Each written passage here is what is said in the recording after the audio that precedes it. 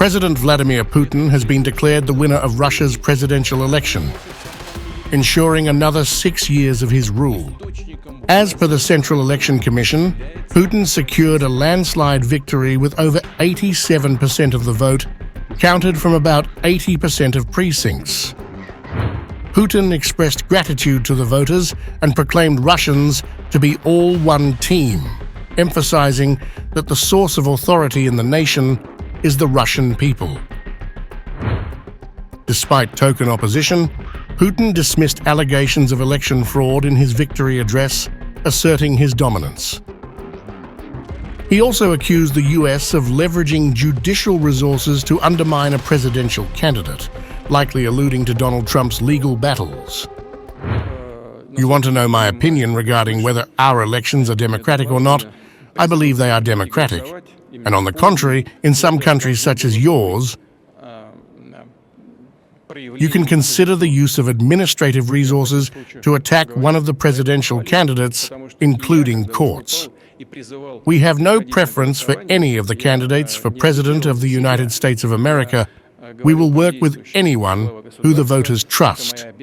But the use of administrative resources of the judicial system, well, it has become simply ridiculous and a disgrace to the whole world for the United States, for your democratic, so-called quote-unquote system.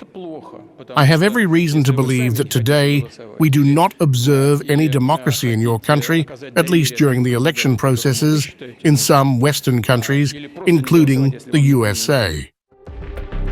Putin, a former KGB lieutenant colonel who ascended to power in 1999, emphasized that the election results signal to the West that Russia remains a formidable force, whether in war or peace, for years to come.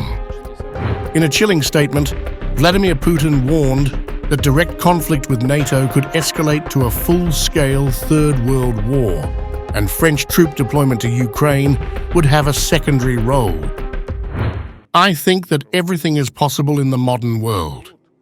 But I have already said, and it is clear to everyone, that this possible direct conflict with NATO will be one step away from the full-scale Third World War. I think that hardly anyone is interested in this.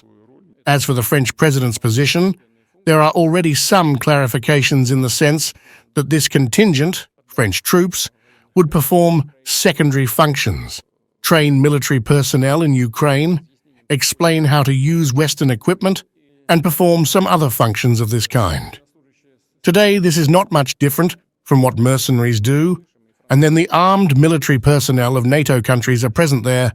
We know it. We hear both the French and English speech. There is nothing good about this. First of all for them, because they die in large numbers. A surprising aspect of Putin's speech was his first mention of Alexei Navalny's death. Putin referred to his staunch critic by his first name and suggested supporting a prisoner exchange involving the late opposition leader. Addressing Navalny's death for the first time, Putin remarked, "It happens. There is nothing you can do about it. It's life."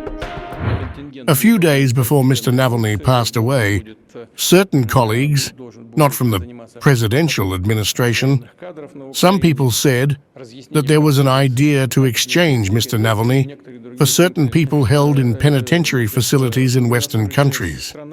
You may believe me, you may not, but the person who spoke to me didn't even finish their sentence when I said, "I agree." But unfortunately, what happened, Navalny's death, happened. But there was only one condition: we would exchange him. But he wouldn't come back. Let him sit there, outside of Russia. That's all. But it happens. There's nothing you can do about it.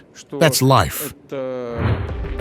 President Vladimir Putin has suggested the possibility of establishing a security zone along the Ukraine border, following recent long-range missile exchanges. He also expressed readiness for peaceful negotiations with Ukraine.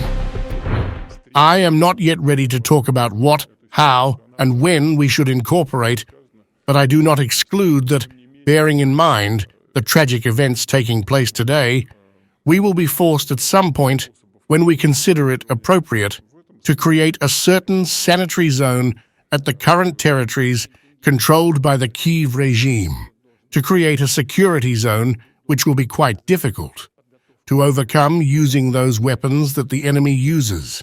First of all, of course, of the foreign production. I said all the time, and I will repeat again, we are for peaceful negotiations, but not because the enemy is running out of ammunition. But we are for it if they really seriously want to build peaceful, good neighborly relations between the two states in the long term, instead of taking a pause for 1.5 or for 2 years to rearm. Ukraine swiftly denounced Russia's elections and results amidst an ongoing year-long conflict. Ukrainian President Vladimir Zelenskyy condemned the Russian presidential election as an imitation, labeling actions in occupied Ukrainian territories as criminal. Everyone in the world understands that this figure, as has often happened in history, has simply become addicted to power and is doing everything he can to rule forever. There is no evil he will not commit to prolong his personal power. And there is no one in the world who is safe from this. There is no legitimacy in this imitation of elections, and there cannot be. This figure must end up in the dock in The Hague. That is what we must ensure for everyone in the world who values life and integrity.